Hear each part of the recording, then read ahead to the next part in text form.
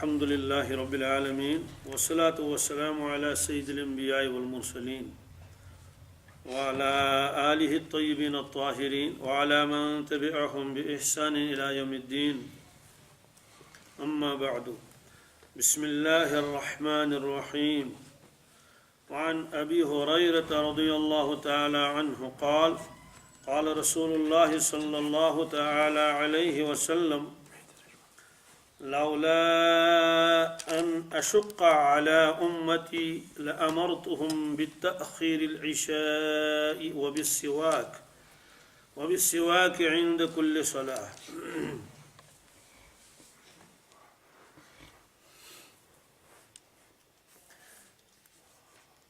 حضرت ابو ہریرہ رضی اللہ تعالیٰ عنہ روایت فرماتے ہیں کہ رسول اللہ صلی اللہ تعالیٰ علیہ وسلم نے فرمایا لولا ان اشق علی امتی، اگر مجھے اپنے امت پر بوجھ پڑنے کا اندیشہ نہ ہوتا لأمرتهم بالتأخیر العشاء، تو میں ان کو دو چیزوں کا حکم دیتا. ایک تو یہ کہ وہ عشاء کی نماز تاخیر سے پڑھیں، وبالسواک عند کل صلاۃ، اور ہر نماز کے وقت مسواک کرنے کا حکم ان کو دیتا. اصل میں یہ باب وضو کی سنتوں کا ہے، یعنی کہ وضو میں کتنی سنتیں ہیں، لیکن چونکہ مسواک بہت اہم ہے اس وجہ سے صاحب کتاب نے مسواک کے باب کو الگ بیان کیا. اہمیت کی وجہ سے اور خصوصیت کی وجہ سے اس کو صاحب مشکات نے الگ بیان کیا. سب سے پہلی روایت جو ہے یہ حضرت ابو ہریرہ رضی اللہ تعالیٰ عنہ کی ہے. رسول اللہ صلی اللہ علیہ وسلم نے فرمایا کہ میرا جی تو چاہتا ہے کہ میں اپنی امت کو حکم دے دوں کہ وہ عشاء کی نماز تاخیر سے پڑھے. تاخیر کا مطلب یہ ہے ایک تو عشاء کا اول وقت ہے اور ایک تو عشاء کا آخری وقت ہے. آگے انشاءاللہ بیان آئے گا، اس میں اوقات کی بحث آئے گی. اوقات کی بحث یہ ہے کہ فجر کی نماز کا اول وقت کیا ہے اور اس کا آخری وقت کیا ہے. اسی طرح سے ظہر کی ابتدا کہاں سے ہوتی ہے اور اس کا آخری وقت کیا ہے. یہی عصر کا اور مغرب عشاء بھی ایسے ہے کہ عشاء کے وقت کا ابتدا وقت یہ ہے اور آخری وقت کیا ہے یہ ہے. اس کی تفصیل وہاں آ جائے گی. یہ تو ضمناً اس حدیث پاک کے اندر عشاء کا وقت اس کا تذکرہ آ گیا، ورنہ اصل روایت تو یہ ہے مسواک کے بارے میں. لیکن دو چیزوں کو آپ نے ایک ساتھ ذکر فرمایا. عشاء کی نماز تاخیر سے پڑھنے کا مطلب کیا ہے کہ لوگ تو اول وقت پڑھ لیتے ہیں، اجازت ہے اس کی، لیکن آپ کی طبیعت یہ چاہتی تھی کہ آپ یہ نماز جو ہے آخر میں پڑھی جائے. اس کی بحث آئے گی انشاءاللہ کہ ایک مرتبہ صحابہ کرام مسجد میں منتظر تھے کہ اللہ کے نبی صلی اللہ علیہ وسلم تشریف لائیں اور عشاء کی نماز پڑھائیں، لیکن بہت دیر ہو گئی. اتنی دیر ہو گئی کہ صحابہ کرام چونکہ دن میں اپنے اپنے کاموں میں مشغول بھی ہوتے تھے تو بعض لوگ سونے لگے، نیند آ گئی ان کو صفوں میں بیٹھتے بیٹھتے ایسے.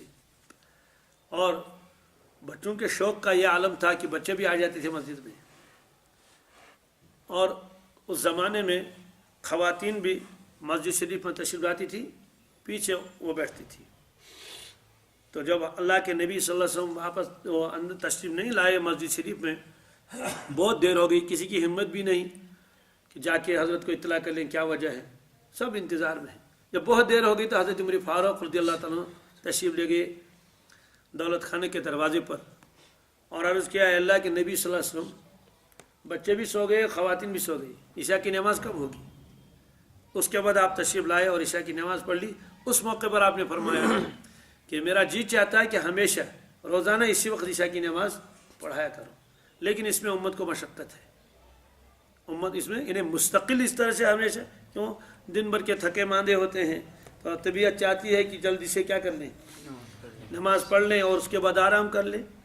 اور ادھر سے وہ حضرات تہجد کے بھی پابند تھے، اس میں تو اور زیادہ مشقت ہے کہ عشاء کی نماز تاخیر سے پڑھ لیں گے، پھر اس کا اثر فجر کی نماز پر پڑ جائے گا اور اس کو تہجد پر پڑ جائے گا، اٹھ نہیں پائیں گے. تو ایک تو آپ نے یہ فرمایا. بہرحال اس کی تفصیل تو آگے آئے گی. یہاں جو دوسرا ٹکڑا ہے جس کا باب کے ساتھ اہم تعلق ہے وہ مسواک کا باب ہے. اور ابھی سوا کی عند کل صلاح، اور میں اپنی امت کو یہ حکم دیتا کہ وہ ہر نماز کے وقت مسواک کر لیں. نماز کے وقت تو آدمی وضو تو بنا ہی لیتا ہے، وضو تو بنانا بہرحال فرض ہے، اللہ کہ کوئی پہلے سے باوضو ہو تو ظاہر سی بات تو گویا اس نے بھی تو وضو بنا لیا ہے. ہر نماز کے وقت مسواک کو حکم دیتا ہے بطور وجوب کے. بطور وجوب کے مطلب یہ ہے کہ مسواک کے بغیر نماز ہی نہیں ہوگی، مسواک کے بغیر نماز ہی نہیں ہوگی، ایسا حکم امت کو دیتا. اتنا لازم میں کر لیتا ان کو مسواک، لیکن اس میں میری امت کو مشقت ہے. مشقت اس لیے ہے کہ ممکن ہے کسی وقت ان کے پاس مسواک نہ ہو اور وہ اس وقت پریشان ہو جائیں گے. ایسا بہت ہوتا ہے، جو لوگ مسواک کے بہت عادی ہوتے ہیں ان کو بھی کبھی ایسا بھی ہوتا ہے کہ مسواک ڈھونڈ رہے ہیں تو مسواک مل نہیں رہی، تو مسواک کہاں گئی پتہ نہیں چل رہا ہے. تو اس موقع پر اگر ان کو حکم دے دیا جائے واجب ہے تو کتنی مشقت ہو جائے گی. اب ادھر سے نماز کا وقت قریب ہے، ادھر سے جیب میں مسواک نہیں ہے اور بھائی ڈھونڈو مسواک کہاں. تو مشقت کی وجہ سے آپ نے اپنی امت کو حکم نہیں دیا، لیکن طبیعت تو یہی چاہتی تھی. طبیعت تو اب اشارہ کیا مل گیا کہ مسواک کو لازم کر لو اپنے اوپر. تو معلوم یہ ہوا کہ عقل کا اشارہ کافی، امت کو اشارہ کر دیا تو ایسا ہی کرنا چاہیے کہ مسواک کا اہتمام ہو، جیب میں مسواک رہے. کیا مشکل ہے؟ آپ مجھے بتائیے، کیا ہمارے جیب میں آئیڈینٹی کارڈ نہیں ہوتا ہے؟ جب کہیں نکلیں گے پہلے چیک کر لیتے ہیں کہ کارڈ جیب میں ہے یا نہیں ہے. کیا روپے پیسے جیب میں نہیں رہتے ہیں؟ اسی طرح سے اور دوسری چیزیں ہیں، کہیں رومال ہے، کہیں گھڑی ہے، کہیں موبائل ہے. موبائل کے بغیر تو بہرحال آج گھر سے کوئی نکلے گا ہی نہیں، نکلتے وقت پہلے ہی جیب میں ہاتھ ڈالے گا موبائل ساتھ ہے یا نہیں. کیوں؟ ہم سمجھتے ہیں ان چیزوں کی تو ضرورت ہے، ان چیزوں کے بغیر تو دشواری ہے. موبائل گھر میں رہ گیا کتنی دشواری ہوگی، کارڈ گھر میں رہ گیا تو قدم قدم پر پریشانی ہوگی. اور جو لوگ دفتر کا کام کرتے ہیں تو قلم تو ان کے ساتھ رہنا گویا کہ واجب کے درجے کا ہے، اس لیے کہ وہ دفتر میں جا رہے ہیں کام کرنے کے لیے تو ان کو کاغذی کام کرنا ہے تو قلم تو ساتھ رہے گا. تو ظاہر سی بات ہے اگر ایسا ہی اہتمام مسواک کا ہوگا تو کیا ہر شخص کے جیب میں مسواک نہیں ہوگا؟ ضرور ہوگا مسواک. تو لیکن اس کے باوجود آپ نے فرمایا کہ میری امت کے اوپر مشقت ہوگی. معلوم یہ ہوا کہ آپ امت کے اوپر بڑی شفقت فرماتے تھے کہ ایسی چیز کا حکم آپ نے امت کو نہیں دیا جس میں امت کو کیا ہو، مشقت اور دشواری اور کر نہ سکیں. جب حکم دے دیں گے وجوبی طور پر نہیں کریں گے تو گناہ گار ہوں گے. اس لیے آپ نے ترغیب تو دے دی، اظہار تو فرمایا کہ میرا جی تو یہ چاہتا ہے، لیکن اس کے باوجود بطور وجوب کے مسواک کا حکم نہیں دیا.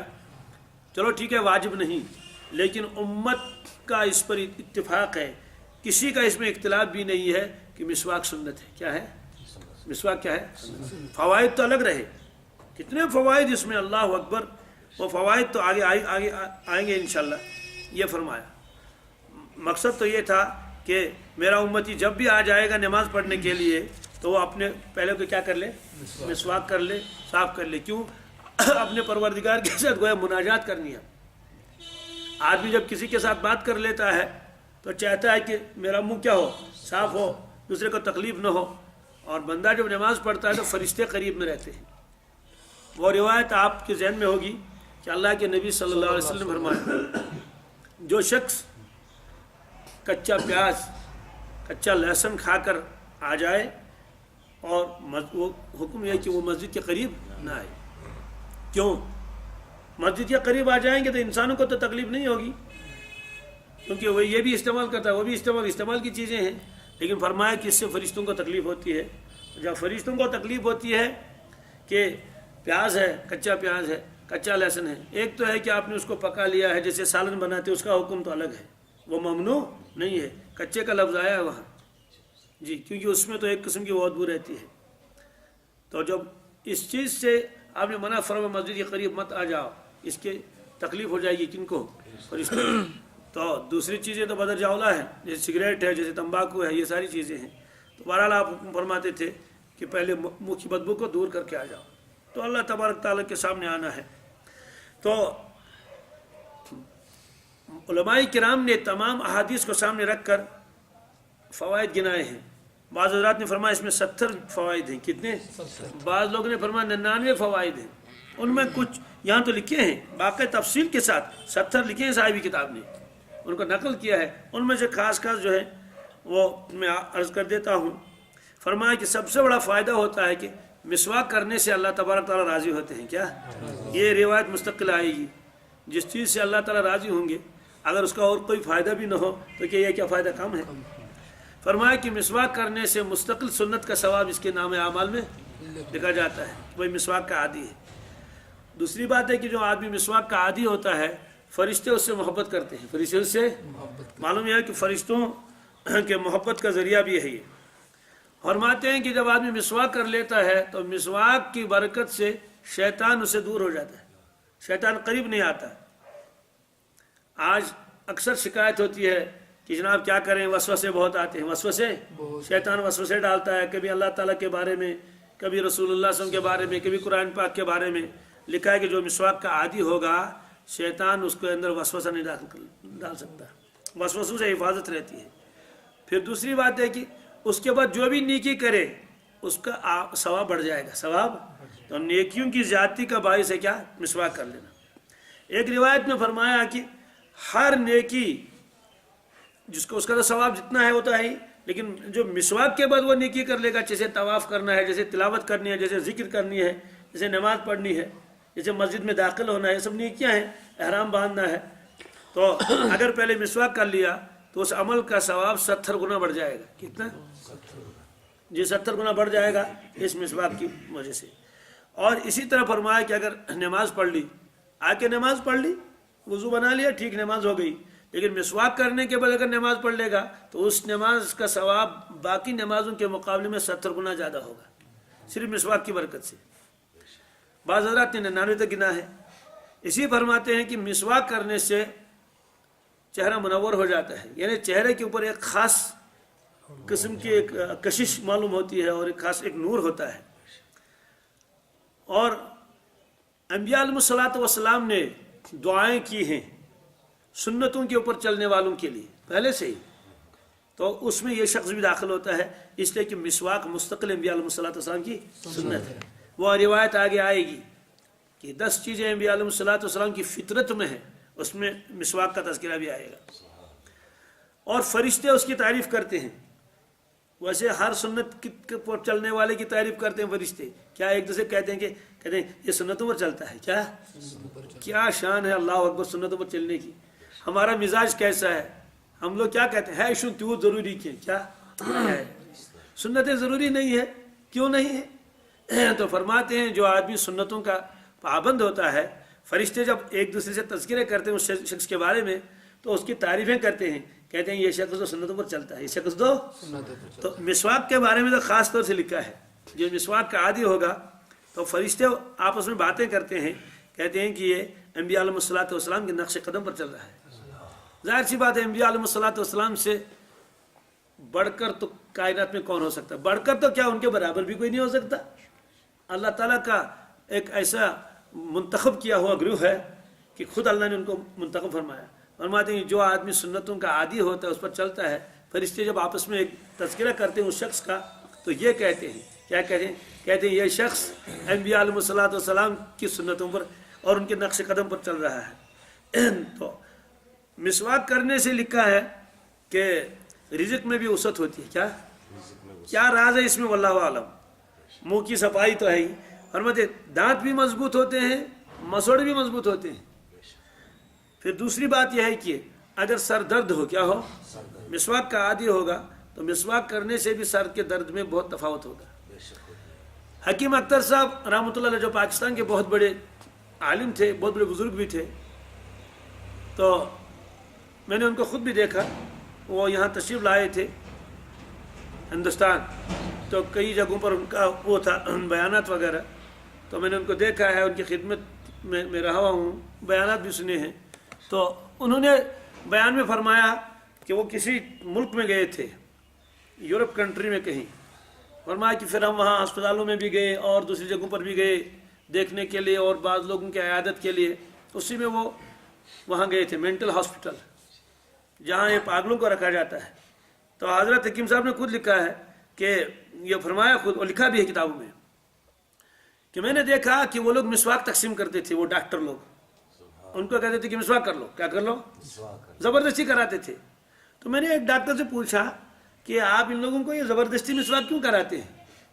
क्या आप इनको कहते हैं कि मिसवाक कर लो और ज़ुबान को इस तरह से वो ज़ुबान के ऊपर जो मिसवाक फेर लो और रगड़ लो, ये पाबंदी क्यों कराते हैं? तो उसने कहा मौलाना, हमारी दवाओं से इतना फ़र्क इनको नहीं पड़ता है, और जितना मिसवाक करने से ये ठीक हो जाते हैं, ये जल्दी रिकवर हो जाते हैं मिसवाक करने से। तो ये हकीम साहब ने खुद फरमाया। तो मालूम ये हुआ कि इसका ताल्लुक दिमाग के साथ भी है। इस तरह से फरमाया कि सर के दर्द को भी आराम मिलता है, और दांत तो मजबूत रहते ही हैं, जरासीम बरासीम ये सब दूर हो जाते हैं। तो उसके बाद जो है वो दांत के दर्द में भी वो मुब्तला नहीं रहता है। तो ये फरमाया कि जो आदमी मिसवाक का आदी होता है उसका हाजमा भी बेहतरीन रहता है, भूख बढ़ा देता है मिसवाक का जो आदी होता है।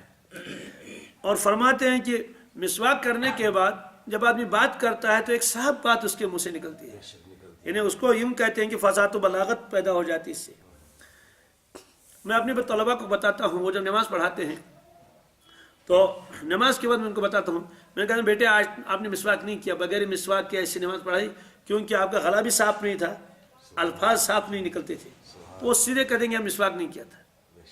तो खुद जो किरात करने वाले होते हैं, जो नमाज पढ़ाने वाले होते हैं, उनसे पूछ लीजिए बगैर मिसवाक के ऐसे आए नमाज पढ़ाई तो, लेकिन उनकी आवाज़ खुद उनको महसूस होती है कि भारी भारी आवाज़ है। इन्हें मतलब यह है कि उस आवाज़ में वो कशिश नहीं रहती है। अब जब मिसवाक कर लेंगे, मुंह साफ है, तो बिल्कुल अल्फाज साफ साफ निकलते हैं। ये लिखा है कि फसाद व बलागत भी इससे आ जाती है। फिर लिखा है कि अक्ल की ज़्यादती का सबब है। क्या? अब देखिए वहाँ तो पागलों को मिसवाक कराया जा रहा है ज़बरदस्ती करके। फिर कि इसका असर बिनाई पर भी पड़ता है। किसका असर? मिसवाक का असर बिनाई पर भी पड़ता है। लिखा है कि निगाह को तेज़ कर लेता है, और चूंकि इसका ताल्लुक चूंकि दिमाग के साथ है, इसलिए फरमाया कि हाफजा मजबूत होता है, हाफजा मजबूत होता है। फरमाया कि और सबसे बड़ी बात कि जब मौत का वक्त हो, ये जो मिसवाक का आदी होगा, फरिश्ते उस वक्त उसको कलमा पढ़ाते हैं, इन्हें उसके मुंह से आज कुदरत कलमे शहादत निकल जाता है। ये बरकत होती है किसकी? मिसवाक की। और जब वो फरिश्ते उसको खुद कलमा पढ़ा देंगे और उसके याद दिलाएंगे उस कलमे को, जाहिर सी बात है रूह को निकलने में आसानी हो जाएगी, आसानी, रूह आसानी से निकलेगी। इसलिए फरमाया कि मिसवाक के अंदर बेशुमार फ़वाइद है। और एक रिवायत में लिखा है कि 99 बीमारियों का इलाज है। किसका? अब वहाँ बीमारियाँ तो नहीं गिनाई गई, लेकिन अब जाहिर सी बात है फ़ुक़हाए किराम ने और शायरीन ने इसको लिख लिया। भाई दांत का दर्द है, ये भी एक बीमारी है, निगाह की कमज़ोरी है, ये भी एक बीमारी है, और क़ुव्वत हाफ़िज़ा का कमज़ोर होना तो ये भी गोया कि एक नक़्स है। इस तरह से ये सारी चीज़ें उन्हें जमा करके तो बाज़ लोगों ने कोशिश कर ली 99 शुमार करने की। तो खुलासा ये है कि मिसवाक जो है ये इबादत भी है और इसमें तिबी फ़वाइद भी हैं। लेकिन हम लोगों का मिजाज क्या है?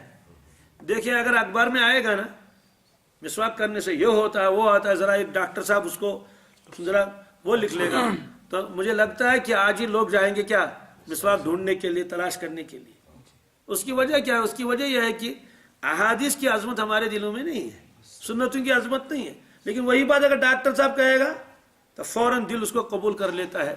उसकी वजह यह है कि हम लोग जो है इनके बातों को तो फ़ौरन तस्लीम कर लेते हैं, और जो अल्लाह के नबी सल्लल्लाहु अलैहि वसल्लम ने फरमाया उसको तो आदमी मानता है, लेकिन पूरी तौर पर या तो अमल करने के लिए तैयार नहीं होता है, या उसको मामूली समझकर इसे नज़रअंदाज कर लेता है। वरना जिन लोगों ने किताबें लिखी है मेडिकल साइंस के ऊपर जो लिखी है, और उसमें जो है वो किताबें लिखी है, एक है डॉक्टर कुदरतुल्लाह, क्या उसने एक किताब लिखी है, असल तो शायद वो अंग्रेजी में होगी तो, लेकिन उसका उर्दू भी तर्जमा भी है। मैंने उर्दू में उसका जो मुताला किया है और उसमें लिखा है कि इस्लाम एंड मेडिकल साइंस, ये किताब का नाम है। तो इस्लाम को साथ लिखा है, फिर उसमें उन्होंने तरतीब के साथ लिखा है कि अल्लाह के नबी सल्लल्लाहु अलैहि वसल्लम ने जो उम्मत को हिदायत दे दी है, तो उसमें ये फ़वाइद हैं। उसमें खुतना भी है, उसमें नाखून उठाना भी है, उसमें मोचों का काटना भी है, उसमें दाढ़ी का रखना भी है, उसमें गुस्ल का करना, वज़ू का करना, मिसवाक, ये सारी चीज़ें लाई। और इधर से दिखाया कि इसमें यह तिब्बी फ़ायदा है, इसमें यह जिस्मानी फ़ायदा है, इसमें इन बीमारियों का क्या है इलाज है। تو باقاعدہ کتاب ہے 6 جلدوں میں. کتنے؟ 1 جلد میں نہیں، 6 جلدوں میں کتاب ہے.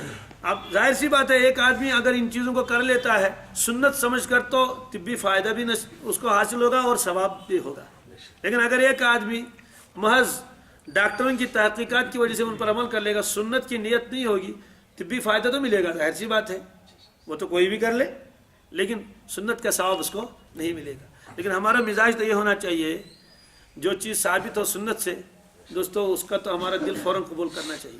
اور یہ بات طے ہے جو اللہ کے نبی صلی اللہ علیہ وسلم نے امت کو حکم دیا فرمایا اس میں ضرور نفع ہوگا.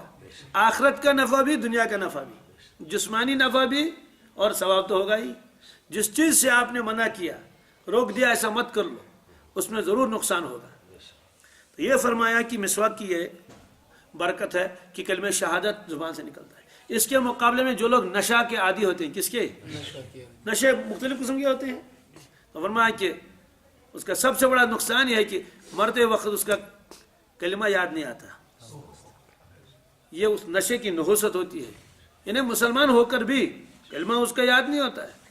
افیون کے جو عادی ہوتے ہیں، دوسرے جو چرس وغیرہ پیتے رہتے ہیں، کہ سب سے بڑا نقصان یہ ہے کہ مرتے وقت ان کی زبان سے کلمہ طیبہ نہیں نکلتا ہے، بڑی دشواری ہوتی ہے اور ایمان خطرے میں پڑ جاتا ہے.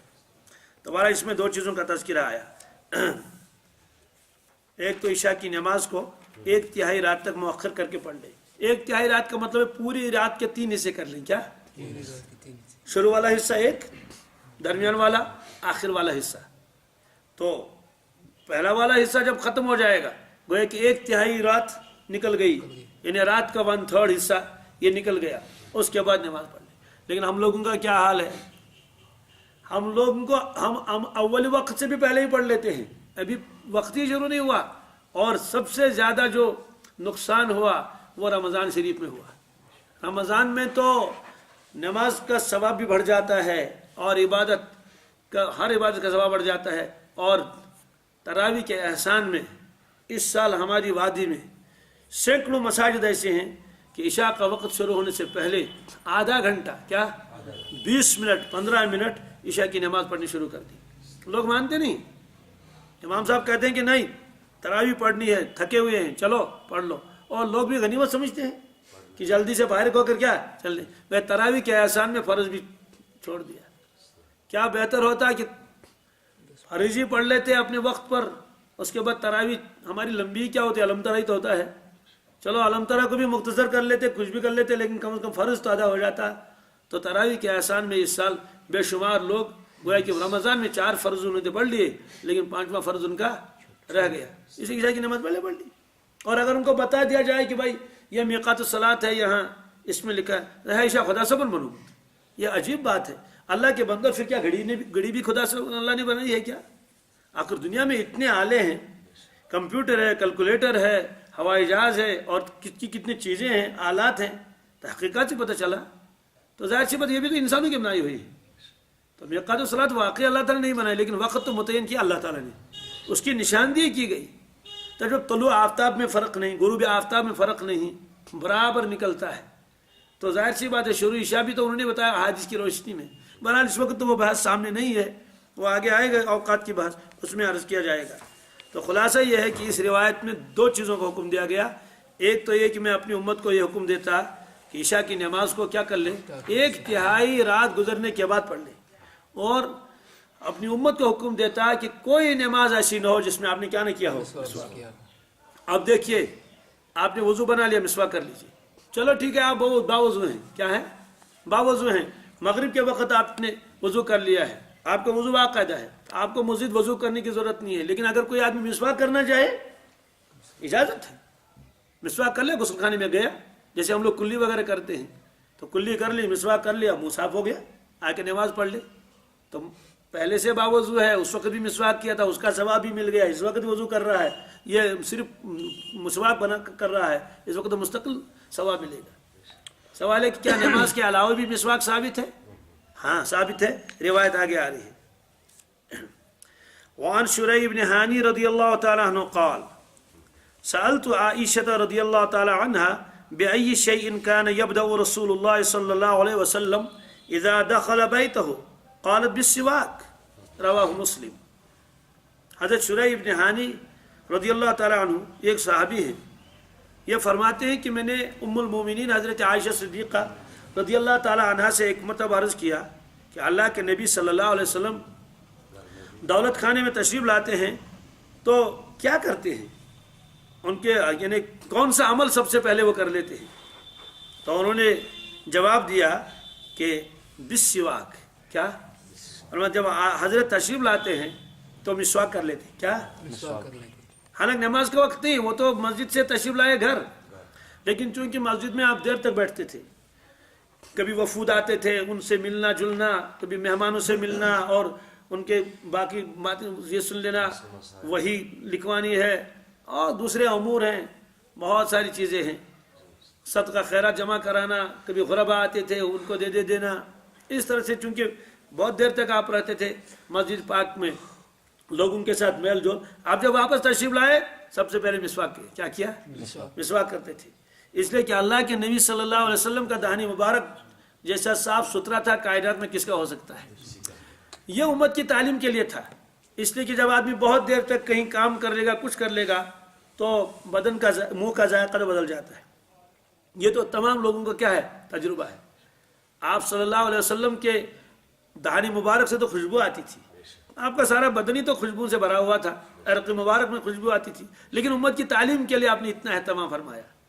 روایت ایک آگے آئے گی کہ جبریل امین علیہ الصلوۃ والسلام میرے پاس تشریف لائے اور بار بار فرماتے تھے کہ حضرت مسواک فرما دیجیے، مجھے معلوم ہوا کہ اب میں کتنا مسواک کر لوں، ایسا لگتا ہے کہ سامنے والا حصہ چھل جائے گا، یعنی اتنا انہوں نے تاکید کی کس کی؟ معلوم یہ ہوا کہ اللہ کے نبی صلی اللہ علیہ وسلم یا اللہ کے حکم سے اتنا اہتمام فرماتے تھے، کس کا؟ مسواک کا۔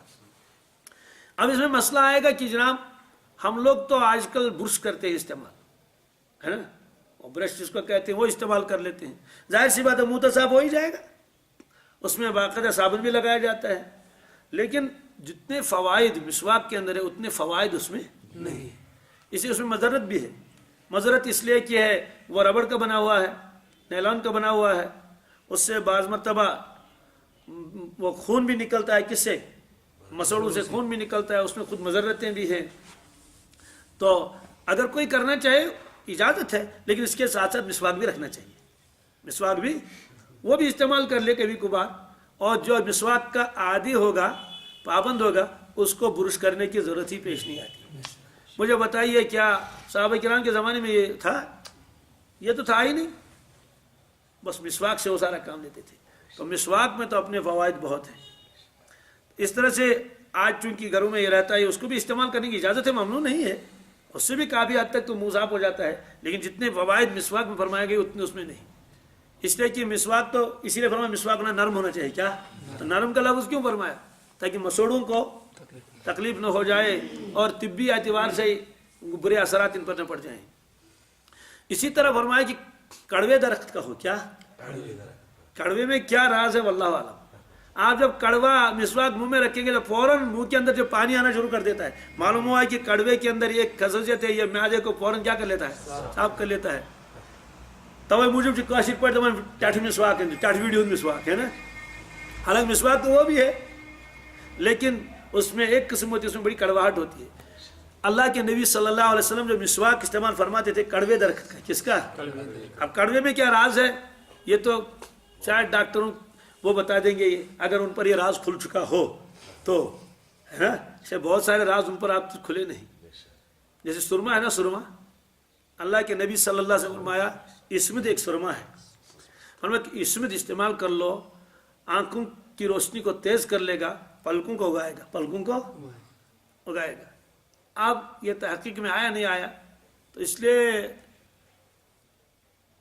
سرمے کا تو تصور بھی نہیں ڈاکٹروں کے یہاں نہیں، لیکن اسلام کے اندر سرمے کا کیا ہے؟ باقاعدہ تصور ہی نہیں، مستقل سنت ہے۔ اللہ کے نبی صلی اللہ علیہ وسلم وہ استعمال فرماتے تھے سرما۔ اب سرما ہی اگر خراب ہو تو وہ آنکھوں کا کیا فائدہ دے گا؟ وہ تو الٹا ہو جائے گا۔ جس طرح سے دوائیاں ڈپلیکیٹ آتی ہیں نا، اس طرح سے کیا سرما بھی نقلی آتا ہے، لیکن جو اصل سرما اسمت کا ہے اس میں جو فوائد بتائے گئے ہیں وہ روایت میں آتے ہیں۔ تو اس طرح سے یہ روایت ہے کہ جب اللہ کے نبی صلی اللہ علیہ وسلم گھر میں داخل ہوتے تھے تو آپ مسواک فرماتے تھے۔ مسواک اس لیے بھی کرنا چاہیے کہ تاکہ آدمی کے منہ کے اندر